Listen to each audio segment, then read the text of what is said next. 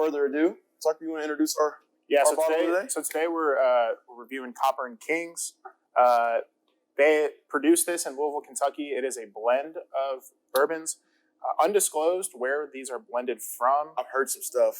What'd you hear? I heard some stuff. I don't know if I'm supposed to say this. I will say this much because I actually don't know. We'll just say the rumor at least. Yeah. Okay. Well, 5, 10, and 15-year blends. I have heard that, and I think that is public knowledge. Yeah. As far as where they're sourced from, I think the 15-year might be Heaven Hill. The 10-year I heard was Bardstown, and the 5 I don't remember, which I would think that the 5 was Bardstown. Maybe, but they've got some older stuff now. Right. Yeah. They've been sitting on some stuff for a while, so... anyway, it's really interesting. So they 5, 10, 15-year blend, and then it gets finished in American Apple Brandy barrels, which, from my understanding, is what Cooper Kings is known for originally. From the research I was doing, or that brand at least. Sure. So it's their own apple brandy casks. Okay. Apple brandy. That they have taken that blend and put them in for a finishing. So as far as the actual finish goes, I'm not sure how long they finished. Yeah. What's the proof on it, son? It is sitting right at 111. 111. So, pretty stout proof for a finished bourbon. Don't get that all the time. Probably, it's in the name. Probably leaning more towards some apple notes here. So for sure, I'm definitely getting a little. And we're going to rank these on crowns. So we're going to keep the royal theme. We're the 3 kings. We're going to give you crowns out of 5. So we'll roughly rank the 3 that I mentioned earlier, and then at the end we're going to give an overall 1 score. Crowns out of 5. Nothing that's added up. It's just simply what we think about the bourbon. Yeah. Correct. Into the nose. It's almost. You said apple. One was getting like apple cider-ish kind of deal there. Like there's a little bit of spice to that apple. Definitely picking up some like fall vibes. Yeah. I feel like this is something for the nose that kind of, sits right where it's October 1st. I think it's something that's great. Great smell. I think what jumps out of the glass. I like that nose. What jumps out of the glass for me is definitely just like a baked apple pie. Absolutely. Something like that. I know it seems pretty like the easy answer with the baked apple finish, but it's kind of a cheated answer, but it's true. That's what it smells you get like a big apple pie. Yeah. What I like, which we've had this in a few other store picks. The most notable one is that Buffalo Trace store pick you have from Arizona. Yeah. Sure. Sometimes we can get like a more of a candy sour apple on some bourbons. Definitely got some green. I'm getting more of like that green apple, but it's not in the candy. It's more of like a caramelized, cooked down apple. I definitely feel like it's like just like you said, kind of tailing off what you said, but the caramelization of the apple. Right. That's kind of getting into that's a lot of that wood sugars and stuff that we're getting. Brown sugar, nutmeg. Exactly. And really woody as well. Yeah. I'm getting some woody vibes. So let's go ahead and rank this thing, fellas. I don't know about you all, but I'm really enjoying this nose. This is why we're spending so much time on particularly the smell here. It's not super complex on the nose. It's not, but that's not necessarily a bad thing. I'm enjoying it for what it is. I almost just took a sip. Almost took a sip. I can't wait. We'll get to that soon. So let's go ahead and rank. What do you got on the nose? For me, out of 5 crowns, definitely. It's a finished bourbon, right? So we know it's going to be an apple forward nose. Sure. If you're looking for maybe traditional bourbon notes, probably not going to get a lot of that in this. Right. For as far as a nose goes, it's definitely super pleasant. I agree. I think this is a word I always use a lot when we're thinking about bourbons. I do think it is one-dimensional though. Like it's that big apple. Right. And I'm not mad about it though. I'm not mad about it, but the complexity of it, I think lacks for me. I think maybe that apple forwardness is what they're looking for. Definitely. I think I'm leaning towards like a 3-1. 3-1, really. I'll be honest. So, like I said, where it's not necessarily complex nose, I'm not mad about that though. So I'm gonna rank it a little higher than you, Tucker. Roughly in the 3.5. Yeah. 3.5 crowns out of 5, roughly somewhere around there. For me, I feel like for what they did, they achieved what they were going for. I agree. And I think that it's a pleasant nose. So I'm sitting right around where you're at, Bryce. So I think I'm going to give it a 3.7 crowns. I think that's a good score. It's really hitting on all levels of probably what they wanted. It's not something that's super complex, but it's something that I enjoy, and I know that these guys are enjoying it as well. Sure. So I definitely give it a 3.7. It's a pretty good score. Hey, let's go and take a sip, man. I can't wait any longer. Let's go and take a sip. It's been sitting out for about 15 minutes, so it's it's opened up a little bit. And honestly, I'm not really getting any vapor off that. I'm not getting any ethanol off this, which is great for this being a higher proof. So, you haven't had it yet, right? This is your first time. So Bryce and I have cheated a little bit. Me and my wife, we were out at dinner the other night. I saw it on the bar because this has been kind of recently circling around in our area. Correct. It came up on the shelves. Actually, when you had your surgery, in your mouth surgery, we went to a liquor bar, local liquor store here. Is that when I bought that? You didn't buy it then. Okay. We were there. That would have been crazy. We were there, and we were like, "What is that?" At Cooper Kings, and I was kind of like, "Ah, it's probably just some young, whatever." source. But it is not that at all. I'll tell you what, that's good, man. It's good. That's a good bottle. That's a good bottle. It's good. But we have had this before, so I do kind of know. I'm just playing. I didn't even think of that. I'm sorry. I do kind of. I do kind of know, or we do kind of know what it's going to present to us a little bit. But it's, first sip impression. Dude, this is good, man. Good. I mean, normally, most of the time, I'm going to try my bourbon neat. That's what I like to do. But I will put an ice cube on there. To be honest with you, this one in particular, I like this so well neat. I don't really want to put any ice. And you like splashing water in yours quite a bit too sometimes. I used to when I first got started. Okay. For those that don't know, drinking your bourbon neat is just meaning that you're pouring it straight from the bottle. You're No not ice. cutting it at all. There's no ice, there's no water, there's no anything at all. You're drinking it straight from the bottle. So just kind of get into what Bryce is talking about. But yes, I did used to drink my bourbons with a splash of water. I kind of cut that out as my palate has gotten more diverse. But I'm definitely getting some good notes on this. Dude, this is I'm definitely getting that apple still. I mean, that's the obvious choice. I'm trying to uncover what that. There's like a second layer that's hitting me, and I'm trying to figure out what it is right now. I think what's sticking out to me, obviously, apple. Yeah. And honestly, the apple I'm getting on the palate in comparison to the nose is more of that candy-ish apple. Mm-hmm. It's funny, sweeter apple. That's what it is for me. Very good. Yeah. And that could be some of that youthful part of the blend, maybe showing out a little bit. I think when you uncover it a little bit more, I think you definitely get some really great sweet oak notes. Yeah. I think some of that bourbon is shining through. The overarching flavor, though, is apple. Like, definitely. Yeah. Sure. But one thing I'll say, though, it's delicious. Yeah. It's very crushable. Like, I can sit here and drink this. Like, if we were watching some fights or doing whatever, I can sit there and drink this all night and be very happy. And I'll tell you what, for us, we're probably proof hounds more than most people. I mean, so we climb the ranks on the proof. Right. But I feel like 111, if you're a bourbon drinker, this should be approachable for you in general. Even if you're like, I typically stay in the 90s or low hundreds, I really think that this 111 proof sits right where this would be one if somebody wanted to drop some ice in it. Correct. I'll tell you what this would be great in, just early palate. Yeah. This would be an awesome cocktail, like old-fashioned. This would be. Picking up what you're putting so, for me, palate-wise, I'm going to get it out of the way. Yeah, go ahead. Liking the palate a lot better than the nose.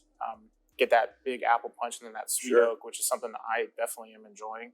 So I'm definitely bumping it up there. I'm going more 3.8 on the palate. So as Tucker mentioned, we accidentally cheated and accidentally opened this bottle first. So I've had this before, but since this has been open, this bottle has changed for me in the most positive way. I had it as a fresh crack. It's good. So it's exactly. I had it a fresh crack as well the first time. But this right here, man, I'll be honest, it's close to. I'm not gonna lie, man. It's not 4. It's not 4 crowns. I'm not giving it that. I was gonna say that, but we're close to it. So high 3s, 3.8, somewhere around there, roughly. Crowns out of 5. I was thinking that I was going to get more of a tardiness flavor out of it. It's more sweet apple, and I definitely like that. For sure, some like woodiness. I definitely think that they got what they were looking for. But for me, for where I was picking up so much apple and so much like apple pie type smells from the nose, I thought the flavor would shine through just a little bit more. And it wasn't as pungent as I thought it would be. So I think I'm sitting right at around like 3.2. Yeah. Okay. 3.2. Yeah. And like right into the finish. Sure. I think me personally, nose average at best, palate great, gives me everything I want. Average at best is crazy, but go ahead. For the nose? Yeah, man. But it's above average. I feel like it's above average. If you think about complexity-wise. I agree with that. So, but I feel like they're getting what they tried to get, though. That's fair. That's the thing. I think the goal was accomplished. Sorry, I didn't mean to cut you off. No. Yeah. You're right. I think as far as palate goes, definitely getting a lot out of it. Very crushable. Very good, obviously. I do think with it being kind of that one-dimensional bourbon, the finish lacks. You get a lot up front with that apple, that sweet oak in the mid palate, and it's almost so crushable that and that 111 proof isn't as I guess lingering as you would think it would be. I agree. So I think overall finish wise, I'm just keeping it average. I'm keeping it at 3.5.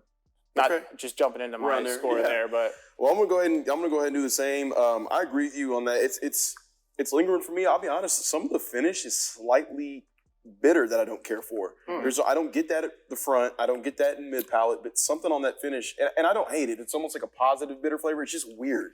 It just kind of changes for me just a little bit on that finish.